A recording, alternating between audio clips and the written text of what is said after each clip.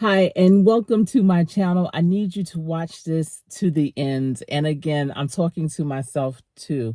So, have you ever been told not to do something or not to go somewhere by someone, and it's possibly a loved one or a close friend or whatever, and you already have your mind made up, so you just like, yeah, okay. I hear you. Well, oh, you might see this shirt. I'm an Aggie Pride mom. My center child is a proud graduate of North Carolina A&T State University. So, and I'm just repping it now as an Aggie Pride mom. I don't know if you can see. All right. Well, so, I had to step off for a little bit and take just a little time to get some R&R, just to take back my energy. And I went to my favorite place in America, which is Destin, Florida. And it's something about that ocean. It just hits different, and I don't know, it just really rejuvenates me and it makes my mind so much more focused. I can hear God's voice even that much clearer. I listen to the waves as if it's God's song. I don't have ear pods on or anything. All I'm doing is listening to the waves and listening for that message.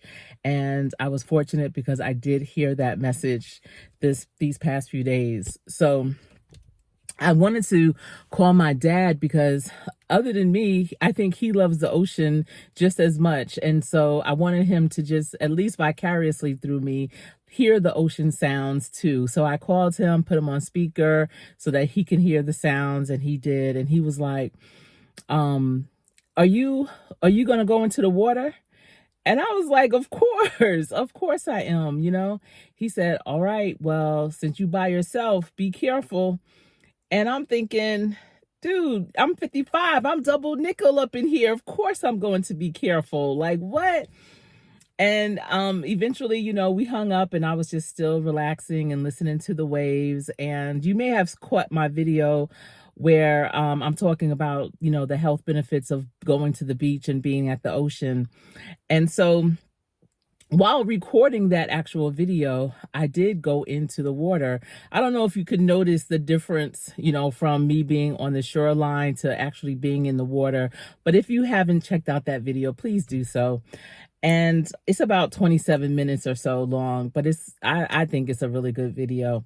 So at any rate, I go into the water, and at first touch, it was kind of cold.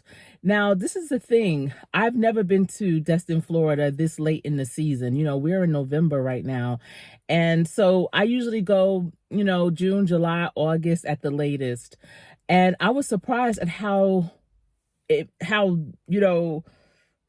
impactful those waves are. I don't even know how else to put it, but those waves were coming in because usually the water is really calm. I mean, it'll lap up against the shoreline quietly. It's really not moving that much. It always reminded me of bath water, as warm as and as calm as. But these past few days, that water, what was coming in? I said, wow.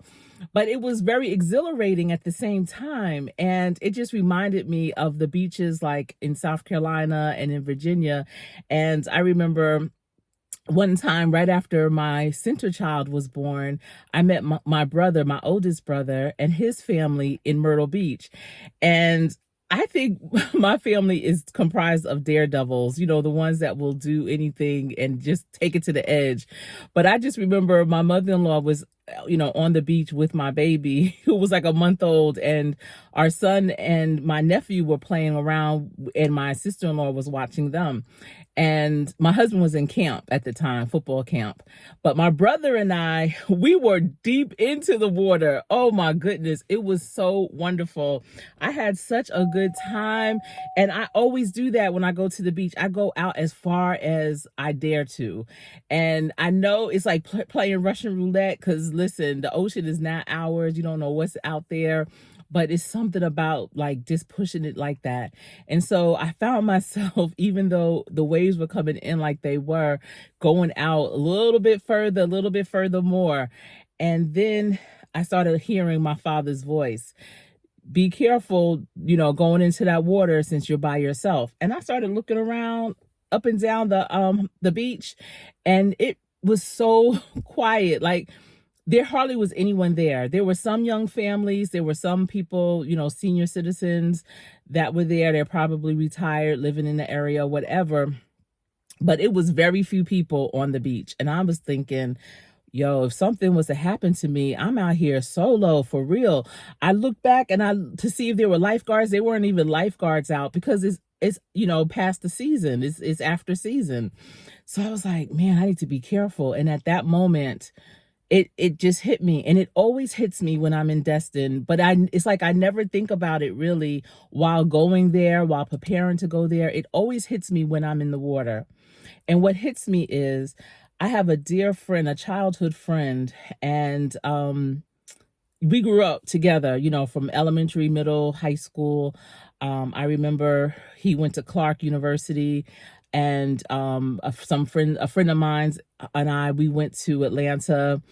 I think it might have been our senior year, and he was there. We graduated together. Just a good dude. Everyone liked him. No one ever had a bad thing to say. He was not athletic or anything, but he was just a good guy, a jokester, always was a joker, had everyone laughing and such, and a great dancer, just a real fly guy, had swag. And he was married at this time, several years ago. Maybe now it's probably maybe 15 years ago, married. And I could say that it's interesting. I've been married 29 years. So yeah, about 15 years or so ago. And he was married, living in Atlanta, and him and his family, his wife, and I believe 2 daughters, young children, went to the beach. It might have been more than 15 years. It may have been more like maybe 20 years ago. I've lost track of time, but they went to Destin to vacation. And it was because Destin is one of those places where, like, if you live in Atlanta or Georgia, you're going to Destin. If you live in New Orleans, you're going to Destin. When we lived in New Orleans, that's how we found out about Destin. So I've been going to Destin now for about 29 years, 28 years probably. And when you look around, you look at the different license plates, you see a lot of Alabama, Georgia, Texas, Florida, of course. You don't see a lot of North Carolina, New York, New Jersey, DC, Philly, Pennsylvania. You don't see a lot of up north type of states. You see mostly southern states. So at any rate, he was living in Atlanta with his family. They went to Destin to vacation, and there was a riptide, and there were some little girls, I believe it was little girls, little boys, whatever, young children were in the riptide, and he went to save them. And he saved them. He did. He saved their lives. He got them out of the ocean. And I don't know why he went back in, or what the actual, I can't recall, all the specifics around it, but he eventually went back into the water and couldn't save himself and ended up dying. He ended up drowning that day after having saved some young children. And his wife was there, his 2 young daughters were there, and they all were witnesses to this. And so, when I go to Destin and when I'm in the water, I think of him all the time. It's always a moment when I'm thinking of him in that moment. And so when I was in the water at that moment, when we heard my father say, be careful, it made me think of him. And it always makes me feel sad, as well as, I feel sad, and I also feel like, should I be here? Is it okay to be here? But then it makes me remember, when I was in high school and I recently got my driver's license, and being a young teenager with their driver's license, and I really, wrecked my mother's car in an accident. And when the car was sent to the auto body shop and everything, and I'm thinking to myself, oh, I'll never drive again. This is it. I just need to get used to public transportation, getting rides, or continue to walk. And so when my mother's car was done, I truly was not thinking I was ever going to drive again. And I remember my father saying, Sherri, go get the car. Go, your mother's car is ready. Go get it. And I'm thinking, you want me to go get the car? Hold on. you know? And he did. He said, "Yeah, I want you to go get it." And I'm glad that he did. It's one of those, you fall off the horse, but you got to get back on. You may have crashed the car, but that doesn't mean that you don't still drive. I may have lost a dear friend at one of the most beautiful beaches in America, in my opinion, but that doesn't mean that I don't go there anymore. It's still having that reflection about him and his life and the time that he was here and the joy that he brought to everyone that I've ever known him to come across. To me, that's the moment for me to remember that, to not be fearful of the place, but to just remember his aura, his essence, and him. But at any rate, have you ever been told by someone not to do something and you will be like, what?